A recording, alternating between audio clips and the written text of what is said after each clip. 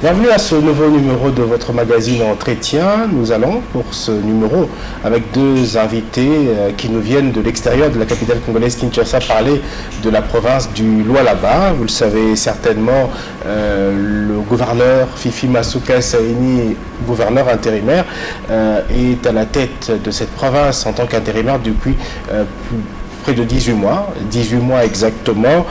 Quel est le bilan à faire? Quid de réalisation? On en parle avec deux invités, je l'ai dit, qui nous viennent de l'extérieur de la capitale congolaise, précisément de la province du Lualaba. Nous avons pour vous, à ma gauche, Maître Emmanuel Kabouaï, cadre de l'UDPS et communicateur de l'Union Sacrée de la Nation dans la province du Lualaba. Bienvenue à vous. Merci beaucoup. Bon séjour à Kinshasa. Merci beaucoup, monsieur. Vous êtes accompagné de Maître Junior Katolou, communicateur de FIDEC et de l'Union Sacrée de la Nation. Bienvenue également à vous. Merci beaucoup. Je salue aussi les téléspectateurs qui nous suivent en ce moment partout dans le monde. Je salue également les régisseurs qui nous accompagnent. L'équipe technique, oui. FIDEC qui est le parti cher à Fifi Masuka Saini, Oui. Gouverneur intérimaire du Lualaba. Une question à vous deux, à Maître Emmanuel ou à vous, Maître Junior, de l'apprendre.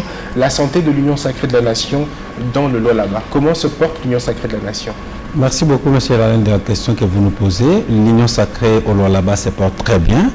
Et ensemble avec tous les fédéraux qui composent cette plateforme, bien sûr, créée par le président de la République, en vue de l'accompagner dans la réalisation, dans la matérialisation de sa vision dans la province du Lualaba. Et je vous informe qu'il y a plus de 60 partis politiques, partis et regroupements politiques qui ont accepté d'accompagner la vision du chef de l'État au travers, Madame le vice-gouverneur, dans notre province du Lualaba. Et donc, tout se porte bien. Maître Junior, est-ce qu'il n'y a pas de petits soucis internes? Est-ce que vous vous entendez? Maître Emmanuel parle de près de 60 partis politiques qui ont accepté d'accompagner le président de la République, d'accompagner sa vision, faire une force autour de lui dans cette initiative qu'il avait lancée de l'Union Sacrée de la Nation. Est-ce qu'on interne dans le Lualaba, tous ces partis politiques s'entendent bien? En ce qui concerne les partis politiques s'entendent très bien. Ça va dans la même direction que le président de la République. Mais n'empêche, là où il y a les humains, il y a toujours des difficultés liées aux individus et ceux qui mettent en avant leur ego en lieu et place de l'intérêt général. Ceux-là posent quand même quelques difficultés, quelques réclamations. La présidentielle, c'est pour 2023. En tout cas, jusque-là, la CENI avance. Au mois de décembre, il y aura identification et enrôlement des électeurs. On reste dans l'optimisme qu'il y aura bel et bien élection. Pour l'Union Sacrée de la Nation dans le Lualaba, le candidat président de la République, c'est clair, il ne faut même pas poser cette question. C'est le président de la République, Félix-Antoine Tshisekedi Tshilombo, Maître Junior. Oui, beaucoup de partis, pour ne pas parler de notre parti, d'ailleurs, qui à l'issue de son congrès a désigné comme candidat président de la République pour les élections de 2023 le président Félix-Antoine Tshisekedi Tshilombo, et tout le monde le soutient. Et cela, ce n'est même pas en rapport avec les organisations en termes de partis politiques. Et il faut parler en termes de la population. La population ne jure que par le président de la République, Félix-Antoine Tshisekedi, et d'autant plus que c'est Félix-Antoine Tshisekedi qui a entendu la réclamation de la population. Surtout, le président a eu à réunifier les 5 territoires de la province du Lualaba en partant de Lubudi, de la route numéro 1, Ngouba, qui part déjà de Ngouba vers Olomami, en passant par le péage Mukulakulwe. Donc là, la route est totalement réhabilitée. Et c'était ça le souci majeur pour la population. On parlera d'ailleurs tout à l'heure des infrastructures pour évoquer les réalisations de Madame Masuka depuis sa prise de fonction en tant que gouverneur intérimaire. Ça fait 18 mois. Maître Emmanuel Kabouaï, est-ce que dans le Lualaba, Félix Tshisekedi aura la majorité pour la présidentielle? Merci beaucoup de la question. Je pense que ici, en tant que cadre de l'UDPS, parti au pouvoir, je tiens à préciser qu'au Lualaba, le président de la République aura bel et bien le voix et il y aura une belle représentation au sein de l'Assemblée provinciale et aussi au niveau national. L'UDPS est en train de se préparer afin que nous puissions avoir le député. Et c'est un travail que le secrétaire général est en train de mener tous les jours. Et récemment, vous avez eu à attendre ou à voir en tant que journaliste qu'il était de passage dans les Grands Katanga, précisément dans la province du Haut-Katanga, à Lubumbashi. Oui, où tout le monde, tous les fédéraux, toutes les sections et cellules ont rehaussé de leur présence en vue de travailler d'arrache-pied avec le secrétaire général et peaufiner les chances pour les élections de 2023. Et pour la question de l'union sacrée, je pense que tout le monde ne jure que par la réélection du président de la République dans la province du Lualaba et tout le monde se prépare dans les états-majors de tous les partis politiques ici de l'union sacrée. On travaille pour que le président de la République soit réélu et que la majorité soit de son côté afin de bien mener sa politique de bonne gouvernance. Est-ce que la population, je reste avec vous, n'est pas un peu déçue? Bon, c'est pas à moi de donner mon avis. Il y a quand même des avancées, notamment dans la lutte contre le détournement de deniers publics, l'instauration d'un état de droit, il faut le reconnaître. Mais souvent, on pointe du doigt que côté social, il n'y a pas beaucoup de réalisations. Il y en a qui disent non, on est un peu déçu, il ne sera pas réélu. Est-ce que vous êtes sûr que la population au niveau du Lualaba est convaincue que Félix Tshisekedi non seulement qu'il a un deuxième mandat de droit, mais qu'il faut aussi lui faire à nouveau confiance? Merci beaucoup de la question. Je pense que c'est de cela que nous sommes ici. C'est pour bien montrer ce que le président est en train de faire au travers de la vice-gouverneure de la province du Lualaba. Gouverneur intérimaire aujourd'hui. Gouverneur intérimaire, bien sûr, aujourd'hui. C'est une question, je pense, que nous y aborderons un tout petit peu là pour éclairer la lanterne de Lualaba et de la population quinoise ou nationale, pour que nous puissions un peu expliquer pourquoi elle-même, lors du point de presse passé, avait parlé qu'elle est gouverneur full. Nous y reviendrons.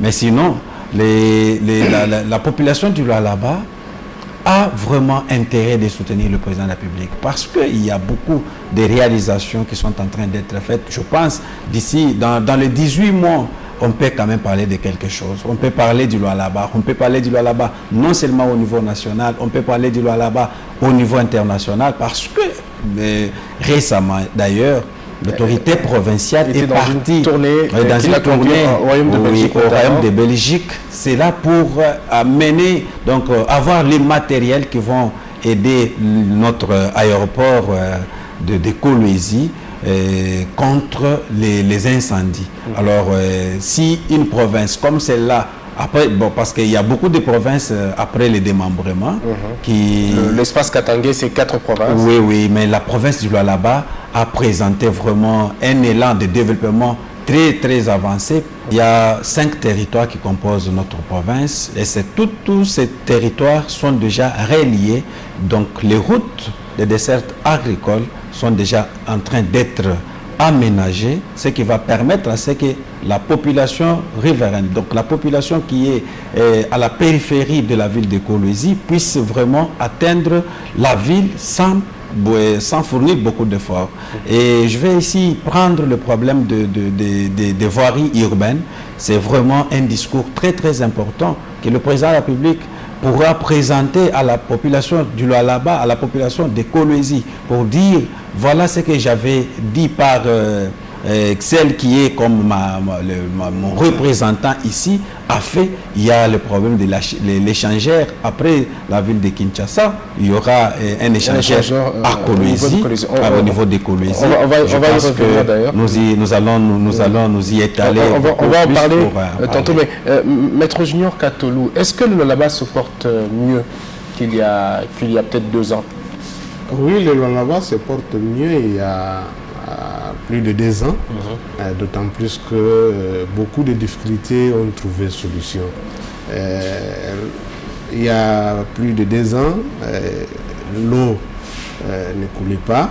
Cette fois-ci, les efforts ont été fournis. Il y a eu un appui à la régie des eaux sur base d'un contrat de performance qu'il y a entre la régie des eaux et le gouvernement provincial.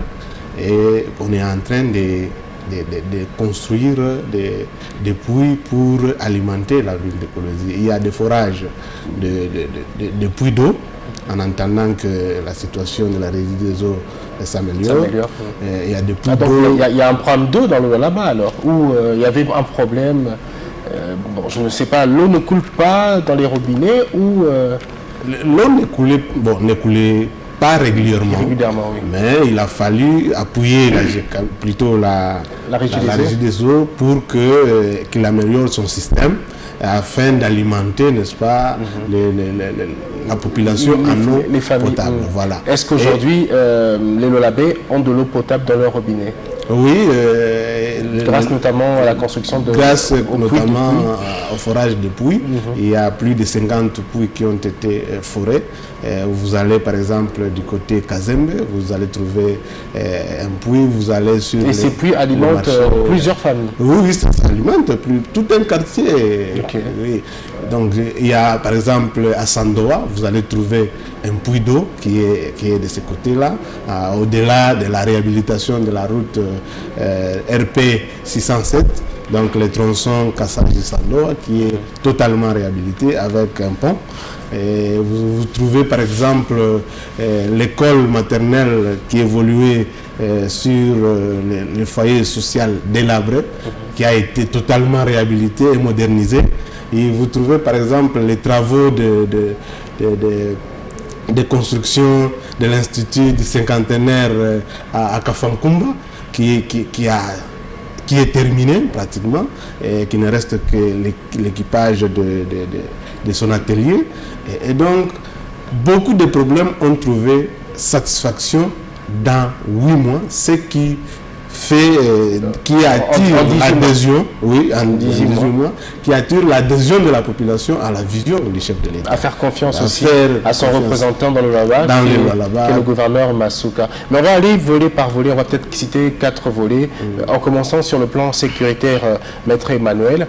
Bon, contrairement au Katanga, on a comme l'impression que dans le Katanga, à un moment, il y a eu vraiment de l'insécurité, des bandits à main armée qui faisaient incursion dans les maisons des gens. On a comme l'impression que là-bas, il n'y a pas trop ce problème-là, hormis peut-être le vol des câbles électriques qui est courant. On a comme l'impression que dans le là-bas, sur le plan sécuritaire, il y a quand même le calme. Merci beaucoup. Et c'est vraiment très important de parler de la sécurité au niveau de la province du Lualaba. Et je pense que nous avons connu beaucoup de problèmes lorsqu'il y a eu démembrement avec l'ancien régime, permettez-moi de parler ainsi, l'ancien régime dans notre province, bien sûr, pas au niveau national. Et au niveau de la province, nous avons connu beaucoup de problèmes, beaucoup de systèmes qui étaient mis en place pour nuire à la population, pour s'aimer de l'insécurité dans la population. Vous allez vous rendre compte on va prendre certaines personnes, arrêter peut-être la nuit, on les colle les casquettes des noms pour dire vous êtes de telle tribu, vous êtes de telle autre. Allez, dites ceci, la personne se voit en difficulté, obligée de donner une identité qui ne porte pas, de sorte qu'on puisse dire voilà, c'est telle personne, c'est telle tribu, telle communauté qui est en train de s'aimer de l'insécurité dans notre province. Il y a 2 munitions, des armes qui étaient même distribuées comme ça, et il y a même des majors qui ont fui, qui ont pris fuite lorsqu'on les a découverts dans ces désordres-là de s'aimer de l'insécurité dans notre province. Et jusqu'aujourd'hui, la justice est en train de les rechercher afin qu'ils puissent répondre de leurs actes.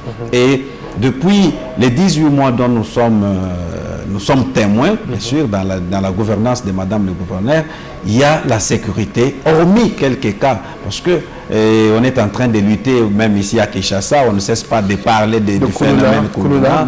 Et il y a eu le général, Kanyama qui avait commencé avec l'opération Likofi, pensant peut-être qu'il pouvait vraiment terminer ces désordres, mais ça n'a pas toujours fini, on continue. De même aussi dans la province du Lualaba. Oui, on a même vu le gouverneur prendre l'initiative de s'associer au projet de Kanyamaka CC. Ça fait polémique aussi. Ça fait polémique aussi. Je pourrais porter un mot dessus pour dire que les trucs là de Kanyamaka CC, on est en train de s'aimer, on est en train de salir l'image de l'autorité provinciale. Au Lualaba, il y a un comportement dont moi personnellement je suis en train de décrier, parce que si nous nous aimons nous-mêmes, nous ne pouvons pas commencer à prêter des intentions, à créer des dossiers qui frisent ou qui empêchent la population de bien vaquer à ses préoccupations. Et quand cette opération a eu lieu, Madame le gouverneur est descendue sur terrain pour vérifier de ses propres yeux, donc palper du doigt quels sont les mineurs qui doivent être retournés dans leur famille. S'ils sont dans des orphelinats. Oui, si ce sont des orphelins, ils doivent être amenés dans un centre de rééducation où ces jeunes peuvent trouver comment vivre. Ce qui a été fait, il y a un centre qu'on appelle là chez nous, Kwetu, que madame a équipé, où ces enfants sont très bien logés dans au lieu que ces enfants puissent traîner dans la rue. Au lieu que ces enfants puissent traîner dans la rue.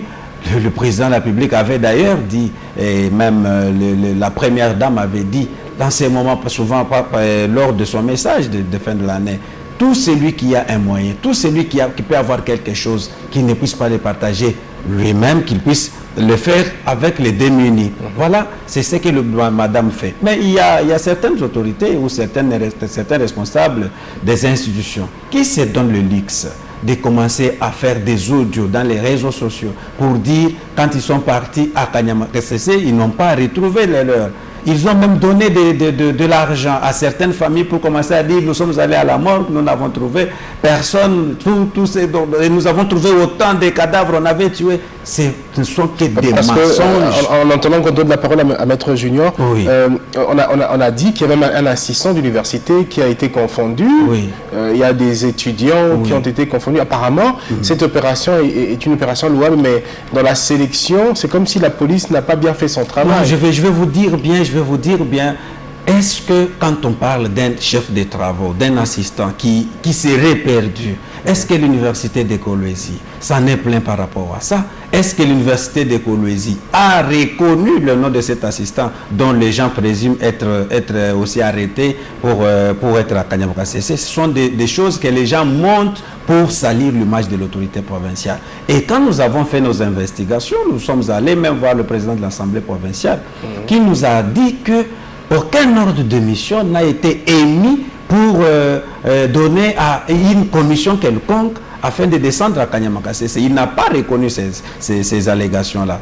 Donc, nous disons que les lois là-bas méritent mieux que ces histoires. Ce ne sont que des distractions qui nous empêchent de bien voir les réalisations, les actions. Aujourd'hui, les jeunes qui ont été emmenés à Kanyamaka CC venant de là-bas se portent bien. Ils se portent très bien. D'ailleurs, nous avons même des vidéos que nous pouvons mettre à votre disposition. Certains disent, ceux qui viennent de la Jekamine Moussonoy, Jekamine Mutoshi, ils parlent, ils disent bien, nous sommes ici, ne nous cherchez pas ailleurs, nous sommes là. Et d'ailleurs, vous êtes un journaliste d'investigation. Le général Kassongo vient souvent ici à Kinshasa. Veuillez faire une interview avec lui pour qu'il vous donne des précisions si une famille s'est déjà plaint et que l'un de membres de sa famille n'est pas visible ou bien ne se laisse pas voir là-bas à Kanyamaka CC. Vous savez, qu'on ne puisse pas seulement commencer à diaboliser la personne. Si vous avez vos prétentions, vous avez vos idées méchantes, faites-les ailleurs, qui est plutôt porter le chapeau à Madame le gouverneur. Elle n'a pas intérêt de faire disparaître l'enfant d'autrui. On va prendre notre Junior Katolou. On a parlé de sécurité. Concernant la santé, est-ce qu'aujourd'hui, lorsqu'on habite Kolwezi ou Lualaba et qu'on est malade, on peut se faire soigner sur place au lieu d'aller jusqu'à Lubumbashi? En tout cas, sur le plan santé, il y a eu des avancées significatives. Il y a l'hôpital de référence Mwangeji qui est réhabilité d'abord et équipé. Et il y a même des machines en rapport avec l'imagerie qui est là. Donc, il y a parce que c'est important la santé. Il y a eu des formations des experts qui sont venus d'ailleurs pour former les praticiens. C'est un hôpital qui a la capacité d'accueillir combien de personnes à peu près? En tout cas, au-delà de 100, certainement? Non, au-delà, parlons de 2000, parlons en termes de milliers, pas de centaines. Donc c'est vraiment une grande formation médicale qui accueille beaucoup de personnes et qui a été vraiment équipée. Le prix abordable aussi. Le prix est abordable, il n'y a pas de discrimination. C'est une province minière, oui, mais... D'ailleurs, on a eu à construire la polyclinique qui est en train d'être... La polyclinique universitaire. La clinique plutôt universitaire qui est en train d'être construite. Nous avons la division provinciale de la santé et l'inspection provinciale de la santé qui est en train de voir ces bâtiments être érigés d'ailleurs en hauteur. Et il y a beaucoup des infrastructures qui sont en construction. Déjà, nous pouvons dire que la situation c'est en train de s'améliorer. Par exemple, à Lubudi, il y a un centre de santé, un très grand centre de santé qui est en train d'être construit au chef-lieu de Lubudi. Et donc, c'est une bonne chose. Il y a l'équipement de l'hôpital Ngarenganz dans la deuxième ville de la province du Lualaba, la ville de Kassaji, qui est vraiment équipé et qui est même soutenu sur le plan financier. Et donc, beaucoup d'efforts, beaucoup de centres de santé, et même dans l'éducation, il y a beaucoup de constructions et même de réhabilitation des écoles.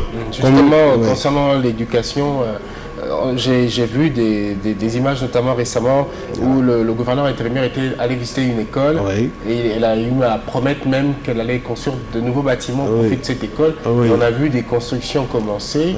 Aujourd'hui, les côtés école, les élèves qui sont là-bas n'ont rien à envier aux élèves de Kinshasa. Non, on ne peut pas envier les écoles, les infrastructures scolaires de Kinshasa, mais il y a quand même des constructions. Vous avez par exemple l'Institut Mikuba de Moussonoi qui a bénéficié de construction de beaux bâtiments de cette institution scolaire-là. Donc, au moment où je te parle, les enfants évoluent déjà dans ces bâtiments modernes qui a été construit. On a même vu je ne sais pas comment on les appelle, des chefs de territoire qui sont motivés avec l'argent de la redevance pour se prendre en charge. J'ai vu certains qui ont acheté des ambulances, des véhicules anti-incendie. Donc l'idée, c'est au lieu de prendre l'argent de la redevance minière, l'utiliser, garder dans sa poche, grâce notamment à cette patrouille financière de l'IGF. Il y en a qui mettent vraiment cet argent au profit du développement. Non, il faut dire que là-bas, la population bénéficie de ces retombées de la révision du code minier, et surtout, et même les entités territoriales décentralisées se lancent toujours dans la construction des infrastructures routières. Vous avez par exemple la chefferie de Baïk qui a même acquis, n'est-ce pas, son atelier propre. Vous avez par exemple la commune de Dilala qui a réhabilité des centres de santé de référence de Kanina. Beaucoup de routes ont été asphaltées, des fonds propres de la commune. Vous avez vous avez à Fungurume, le bourgmestre de Fungurume qui a commencé d'abord par construire la maison communale et réhabiliter beaucoup des avenues, l'avenue Kassolombo et autres. Et donc, il y a beaucoup d'avancées au Lualaba. C'est comme ça que j'ai dit qu'au travers ces réalisations, ça donne confiance en population et cette population adhère totalement à la vision du chef de l'État, Félix Antoine Tshisekedi. On s'est dit même que avant, on avait quelqu'un qui se réclamait de ces coins, mais on n'a rien bénéficié avec les chiens chantiers, on n'a rien bénéficié avec la révolution de la modernité, rien du tout. Mais le vent de l'union sacrée, on voit maintenant les gens à l'œuvre. Vraiment, nous bénéficions beaucoup plus de cette vision du chef de l'État. L'aéroport de Kolwezi, ça traîne un peu, les travaux Maître Emmanuel Kaboyi. Qu'en est-il des travaux? Parce qu'on aimerait bien voir cet aéroport on annonce que ce sera un aéroport moderne. On ne sait pas encore s'il sera international. Mais qu'en est-il des travaux? Est-ce que ça évolue? Les travaux, M. Alain, évoluent très bien. Ils sont déjà évalués à 80%. Et que d'ici là, le président de la République, s'il sera invité, aura son temps d'aller visiter ces beaux bâtiments, ces beaux bijoux là pour la République et pour la province du Lualaba. Et c'est pourquoi nous venons ici de le dire que madame était partie, avait fait une visite d'itinérance dans le royaume de Belgique, où il a rencontré des responsables des entreprises, non seulement d'ailleurs pour comprendre le sens élevé de la responsabilité, non seulement pour l'aéroport, mais aussi pour les chemins de fer, donc la SNCC. Acheminer les produits miniers. Oui. Alors, je vous dis que les travaux sont en train d'être exécutés normalement, hormis quelques difficultés, ça ne peut pas manquer quand on travaille. Vous savez que cet aéroport, M. Alain, a fait beaucoup de polémiques, encore une fois de plus. Non, ça c'est l'œuvre de M. tel, l'œuvre de M. tel. C'est comme qui dirait que quand la personne n'est plus, les travaux ne peuvent pas continuer ou les travaux doivent s'arrêter. Mais je vous dis que ce bâtiment, cet aérogare est construit aujourd'hui avec les moyens propres de la province. Il y avait beaucoup de problèmes, il y avait beaucoup de dettes quant à ce, il y avait des surfacturations. Mais quand madame est arrivée, il y avait un seul compte qui construisait ce bâtiment-là, dont madame le gouverneur était co-gérante, elle-même aussi. Bien sûr, en tant que gestionnaire. En tant que gestionnaire, parce qu'il y avait beaucoup de comptes. Vous savez, vous-même, les polémiques qu'il y en a eu, vous avez entendu à l'Assemblée provinciale.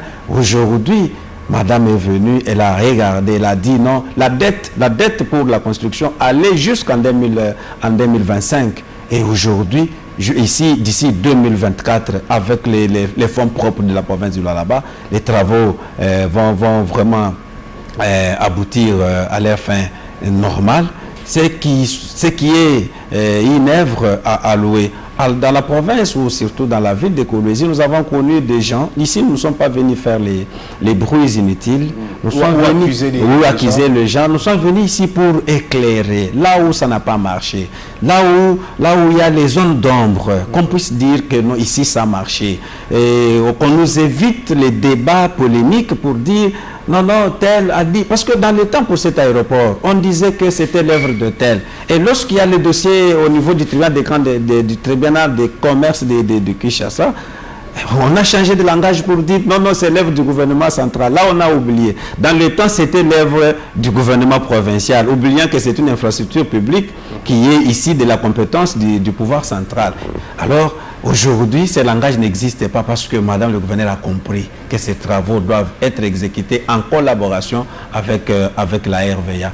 Voilà un peu par rapport à cette question-là. Mais c'est quand est-ce qu'à peu près, vous avez dit que c'est en 2024 qu'on pourra utiliser cet aéroport? On pourra utiliser, c'est pour que tous les travaux puissent se terminer normalement et qu'il n'y ait pas encore une fois de plus. On aura un tarmac. Même les pistes d'atterrissage, oui. En tout cas, en 2024, tout va être fini.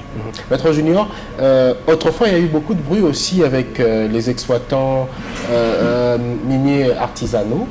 Il y a eu beaucoup de bruit, beaucoup d'illégalité dans des exploitations de terre.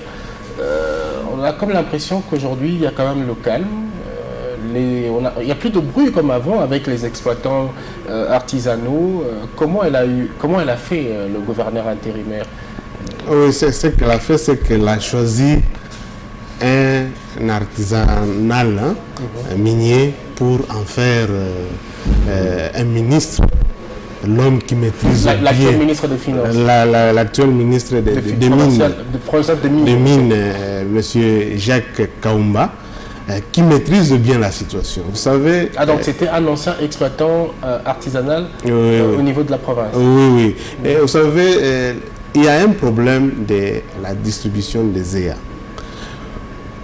Les EA. Les EA, c'est-à-dire les zones d'exploitation artisanale, minier. C'est-à-dire qu'en son temps, le gouvernement provincial avait obtenu plusieurs EA au profit des creuseurs artisanaux. Mais il s'est fait que l'homme qui était à la tête de ce département-là ministériel, au lieu de donner ces EA qui sont exploitables en main aux creuseurs, lui en a profité pour en transformer en carré minier au bénéfice de ces entreprises. Alors en ce moment-là, les creuseurs ne savaient pas où aller, si ce n'est que s'infiltrer dans des concessions minières de manière illégale, en toute insécurité. À toute insécurité. Mais aujourd'hui, avec la capacité managériale du ministre provincial des Mines, son Excellence Jacques Kaumba, il a eu à faire la découverture au niveau des tourismes où déjà, au moment où nous vous parlons, il y a plus de 5000 creuseurs exploitants artisanaux qui bénéficient déjà de ces EA-là, ce qui a diminué un tout petit peu la tension au sein. Parce que les pères de famille... Oui, ce sont les pères de famille, ils se sont quand même sentis considérés et puis ils ont vu quelqu'un qui s'en soucie d'eux. Et en ce moment-là, c'est comme ça que les choses marchent. Est-ce que actuellement, lorsqu'ils exploitent dans ces terres-là, il y a la sécurité? Parce que le danger, c'est aussi les éboulements de terre. Oui, son Excellence, Monsieur le Ministre, a contacté le partenaire qui ont commencé par faire la découverture, c'est-à-dire diminuer un peu la profondeur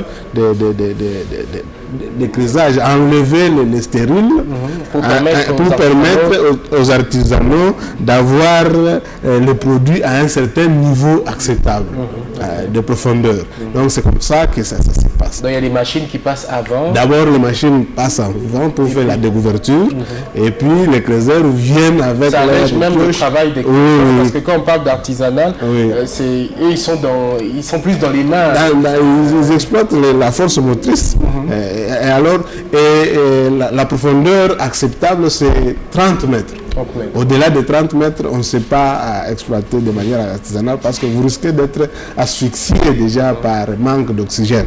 Mais comme on commence par la découverture, là, on peut ramener la profondeur à 10 mètres, à 5 mètres. Déjà, l'exploitant artisanal est sur les minéraux, il commence à exploiter et pour le vendre, n'est-ce pas?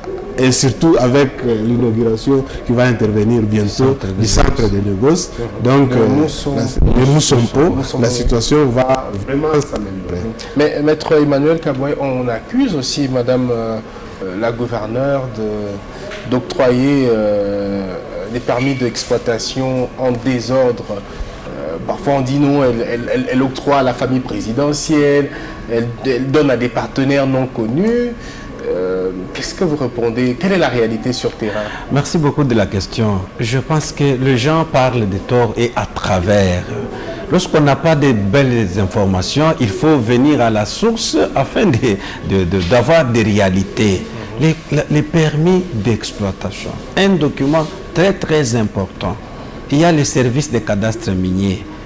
Donc, si vous voulez obtenir un carré minier, vous savez par où commencer. On commence d'abord au niveau national, ici à Kinshasa. Vous partez auprès du ministre de Mines, vous terminez les formalités administratives, après le ministre de Mines, tout en passant d'ailleurs d'abord par le cadastre minier, vous terminez, vous voyez madame le ministre de Mines, vous terminez à payer ce qui est payable à l'État. Vous rentrez maintenant, vous descendez maintenant dans la province pour que vous puissiez avoir, pour que vous puissiez être titulaire d'une concession minière. Il faut avoir l'exploitation, le permis d'exploitation minier.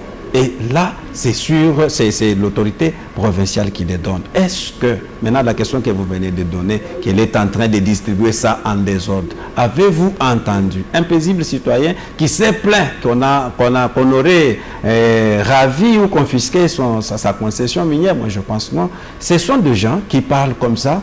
Vous savez, les lois là-bas attire l'attention de beaucoup de personnes. Et surtout avec le développement des infrastructures. Oui, avec le développement des infrastructures. Tout le monde veut venir au là-bas. Ceux qui ont les moyens ont le droit aussi de... Oui, aujourd'hui, je lance cet appel-là aux gens qui veulent venir au là-bas. Au lieu de passer par la petite porte, leur manœuvre-là qu'ils faisaient dans le temps n'existe plus. Aujourd'hui, c'est la transparence. Aujourd'hui, c'est la gestion rationnelle de nos ressources naturelles. Vous savez, même le président de la République a dit que la République démocratique du Congo, sa population doit se retrouver dans l'exploitation, dans la production. Nous ne pouvons pas aujourd'hui, un pays comme la RDC, avec les lois là-bas, poumon économique de notre pays, où il y a les jugements du cobalt et des cuivres, reconnus sur le plan mondial, commencer à souffrir alors qu'on peut exploiter nos minéraux. Alors que nous pouvons exploiter nos minéraux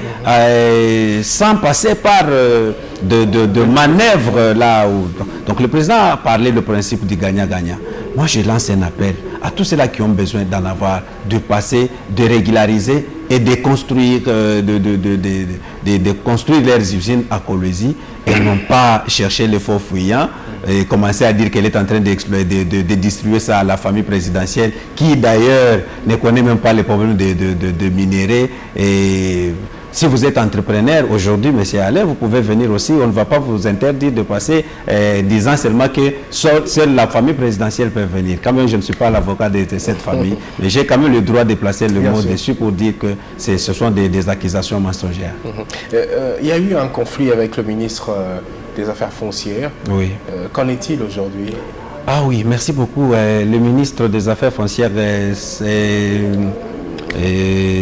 notre Moulin de Sakombi concernant le 50 000 hectares que le ministre aurait donné. Oui, c'est un dossier qui date de longtemps. Ce n'est plus un dossier que le ministre est venu ressusciter à Kolwezi. C'est un dossier qui date de longtemps. Le monsieur était déjà propriétaire de la concession, avec tous les documents dûment établis. Et Madame le gouverneur en a fait même allusion. Elle a même parlé de ça pour dire que ne faut pas dramatiser la situation. On parle, parce que vous savez, je venais ici de dire, le loi là-bas a un comportement. Il y a une tribu qui veut prendre le dessus sur les autres. Même là où ça va très bien, on dit toujours ça ne va pas. On vous a parlé ici des problèmes de la nourriture. On vous a parlé ici des infrastructures routières qui vont permettre à ce que la population qui vit loin de Kolwezi puisse acheminer les histoires. Mais vous allez entendre un certain nombre de gens qui se mettent du jour le jour, commencer à diaboliser les actions du gouvernement provincial. La question de cette concession-là, elle est déjà sous contrôle, elle est déjà réglée. Il n'y a plus le conflit entre gouverneur et ministre ou les prétendus propriétaires. Parce que c'est lui qui est bien connu à ces documents et la question est déjà résolue. Maître Junior, il y a eu quand même des accidents ferroviaires. On en parle de moins en moins. Est-ce que des dispositions ont été prises sur la qualité du chemin de fer? Est-ce que ça va maintenant? Je pense que la SNCC est en train de prendre les mesures nécessaires pour améliorer cette voie-là, de manière à éviter à nos compatriotes des accidents à répétition et qui causent... Mais généralement, c'était dû à quoi? Non, c'est parfois on parle de surcharge. À la vetusté d'abord de cette voie-là, et aussi des surcharges, et aussi de la fraude. Il y a beaucoup de clandestins qui préfèrent monter sur le train marchandise. Au-dessus du train marchandise. Et là, ça cause les surcharges. Et ça déséquilibre même les trains. C'est pour ça que lorsque ça arrive à des endroits où disons, la voie n'est pas bien entretenue. Puis il y a un déraillement qui peut facilement se faire, donc, et l'on enregistre de pertes en vie humaine. Oui, c'est ça. Donc la SNCC, il faut signaler que c'est une entreprise du portefeuille. Et donc ces ministères-là, c'est charge. Et puis la charge ne revient pas directement au gouverneur intérimaire. Voilà. C'est d'abord une charge au niveau national, au gouvernement central bien sûr. C'est ça. C'est comme ça qu'au niveau national, on est en train de traiter ça. Alors une question à vous deux, on est presque à la fin de cet entretien. Comment vous voyez le Lualaba dans 2 ans? Parce que bon, je calcule dans 2 ans parce qu'en 2023, si tout se passe bien, il y aura élection. Qui dit élection présidentielle, les législatives, ce sont les élections aussi, notamment au niveau provincial, qui conduisent à l'élection d'un nouveau gouverneur.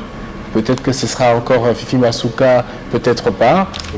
Dans 2 ans, vu qu'elle est encore à la tête de cette province, comment voyez-vous le Lualaba, Maître Junior? En tout cas, le Lualaba a de l'espoir. Dans 2 ans, nous pouvons déjà dire que nous allons atteindre un certain niveau de développement.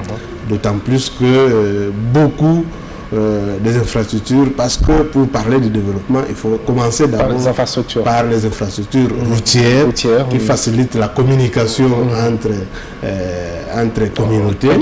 Pour acheminer les produits, le déplacement. Cette question-là est déjà résolue pratiquement à 80%. Et les infrastructures scolaires sont en train de suivre, et sanitaires également. Et donc, nous allons atteindre dans la province du Lualaba à un niveau donné, ce qui va faire que même le nouveau gouverneur qui sera élu n'aura pas un grand travail à faire. Non, cette population est très exigeante. Et il n'aura pas à jouer, il doit chercher à faire mieux que les autres. Mais bien sûr. Et donc, nous espérons déjà qu'il y aura une bonne façon de faire dans l'avenir. Maître Emmanuel, la même question. Oui, je pense qu'il y a espoir. Oui, il y a espoir. La population lualabaise doit comprendre que d'ici 2023, comme vous venez de le dire, il y aura un discours à présenter. Et comme je parlais du président de la République, il pourra descendre à Kolwezi, voir comment Kolwezi s'est transformé. Kolwezi est en train de se revêtir de sa plus belle robe, pendant que dans le temps, il y avait certaines routes qui, pour être asphaltées, il fallait qu'un certain ministre soit, un ministre soit sur cette avenue là-bas. Et aujourd'hui, le travail s'est fait sans qu'il y ait une autorité quelque part. On privilégie l'intérêt de la population. On privilégie personne. Aujourd'hui, c'est l'intérêt général qui domine. L'éclairage public est au beau fixe à Kolwezi. Moi, permettez-moi de le dire, que depuis que je suis dans les Grands Katanga, je n'ai jamais vu une ville qui a l'éclairage public comme la ville de Kolwezi. Et je pense que là, c'est très bien.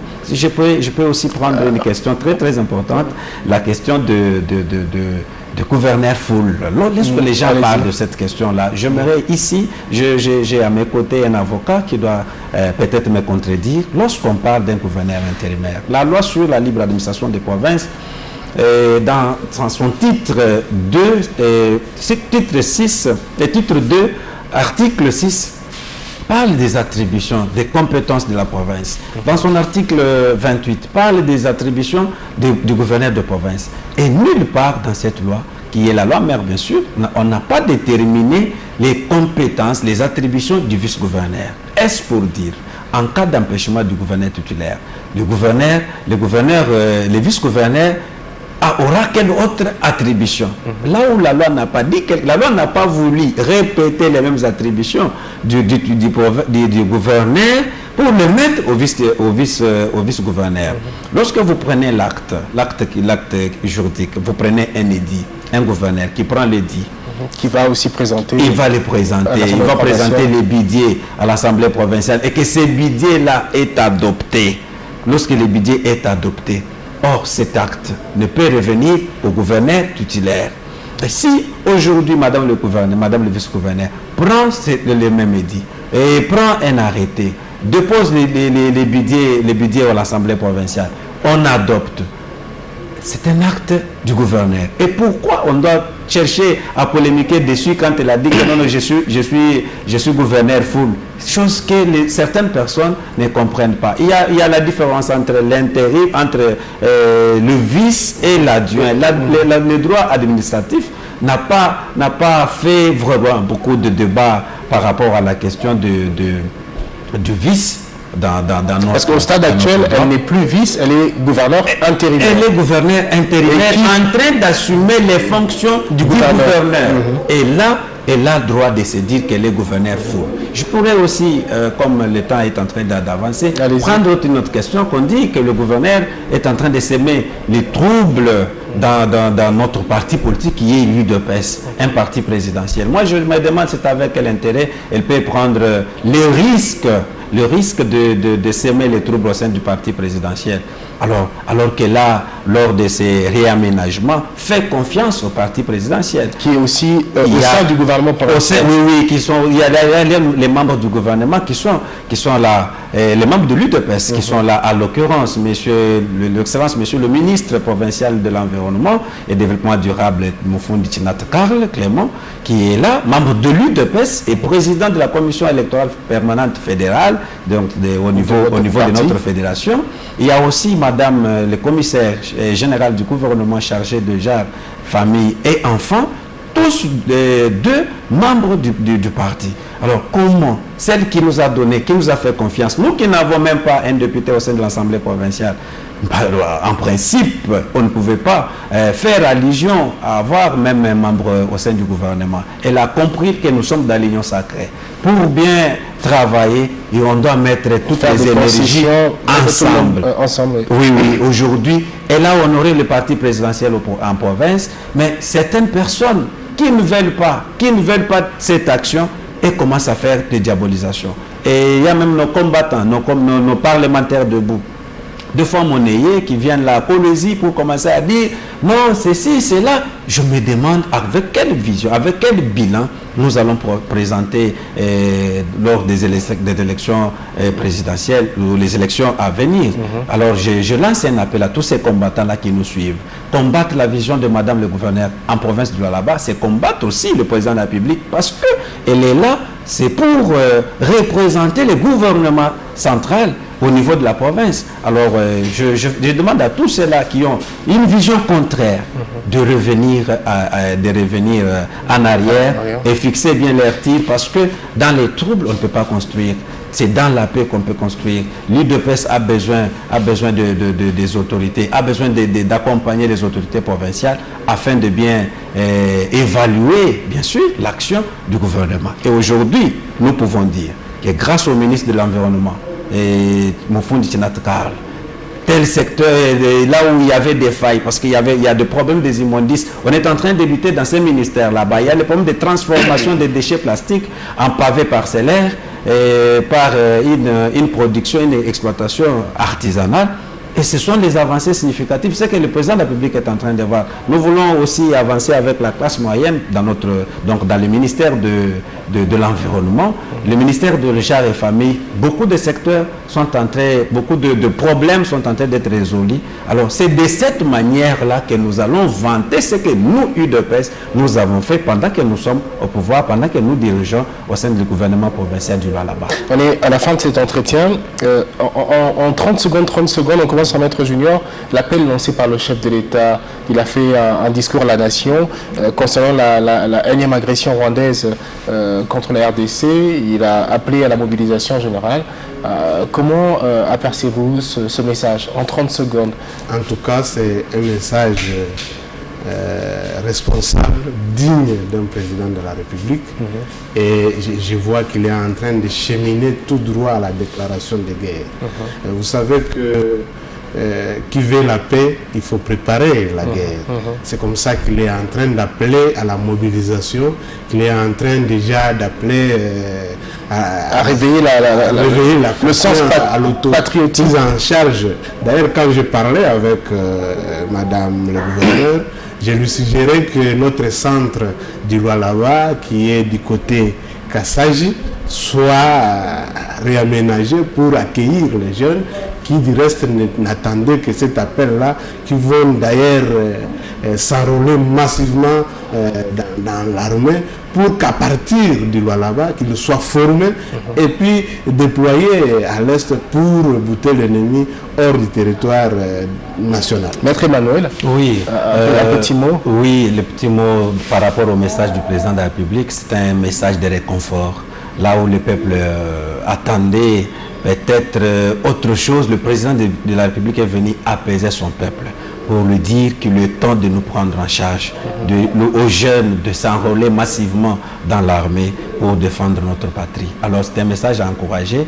Et vous savez, on ne dirige pas le pays avec les sentiments. Comme Maître venait de le dire pas ici, avec émotion. Pas avec émotion. Les gens, les uns pensent que le président allait directement dire prenez les armes, nous allons attaquer le Rwanda parce qu'il est en train de semer la terreur à l'est de la RDC. Ce qui est aussi irresponsable. Le président de la République, c'est un monsieur qui connaît bien, il avait juré. Constitution. Oui, il avait juré qu'il ne permettra pas, il ne dormira pas lorsque sa population de l'Est est en train de souffrir.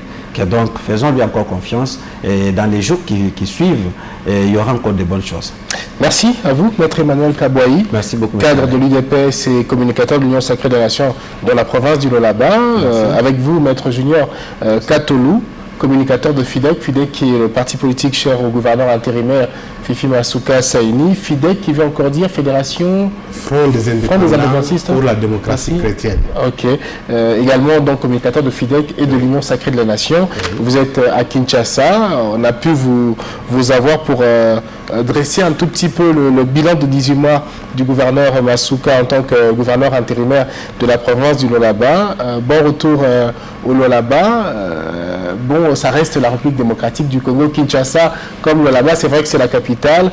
Il y a peut-être plus d'espace, beaucoup de bars. On sait écouter un peu de la musique. Mais je pense que dans le Lualaba, il y a aussi quand même de la bonne ambiance. On vous invite d'y passer prochainement. Il y en a, mais cette fois-ci, on ne s'est pas invité les journalistes, plutôt les musiciens comme c'était dans le temps. Cette fois-ci, c'est le travail. Merci beaucoup, merci. Et, encore une fois, bon séjour à Kin et bon retour chez vous dans la province du Lualaba. Merci. Merci également à vous de nous avoir suivis. Merci à l'équipe technique qui nous accompagne. Vous le savez, pour nous avoir, il faut une forte équipe derrière les caméras comme à la régie. Sinon, il y aurait du noir sur vos écrans. Merci à cette équipe technique. Merci également à vous de l'attention soutenue. Portez-vous bien, de bonnes choses et à très bientôt.